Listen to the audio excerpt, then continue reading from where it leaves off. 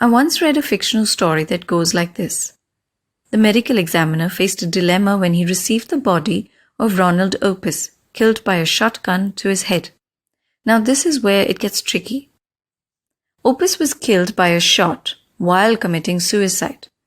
He was jumping off the 10-story building when he was shot mid-air. But is this suicide or murder? Now, if someone is killed by an external force while committing suicide, would it still be considered suicide? And then, assuming that the person was going to die from the suicide attempt, would it be considered murder? Unknown to Opus, a net had been installed on the 8th floor to protect window washers from falling. As a result, it was concluded that since Opus had a chance of surviving, it was murder. But this is where things get even more interesting.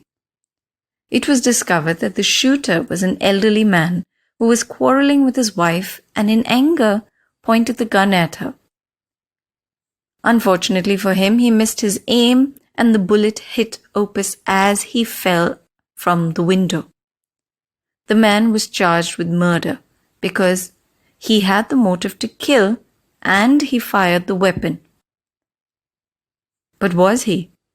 Both he and his wife, who he shot at, said the gun was supposed to be empty. It was just his habit to point the gun when they fought. Even friends and family attested to it. Then how come the gun was loaded? Whoever loaded the gun might have had a sinister plan. It was discovered that the elderly man's son, whose allowance was cut off by his mother, conspired the murder of his mother.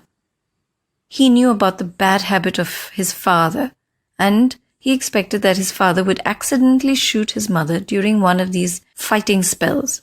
So going by the logic, the son was the murderer, isn't it? Here comes another turn in the story.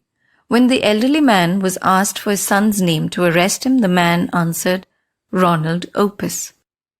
So Opus himself loaded the gun that killed him? Was this murder or suicide?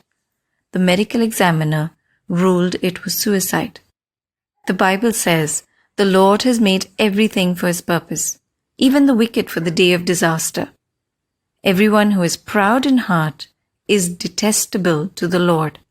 Be assured that he will not go unpunished.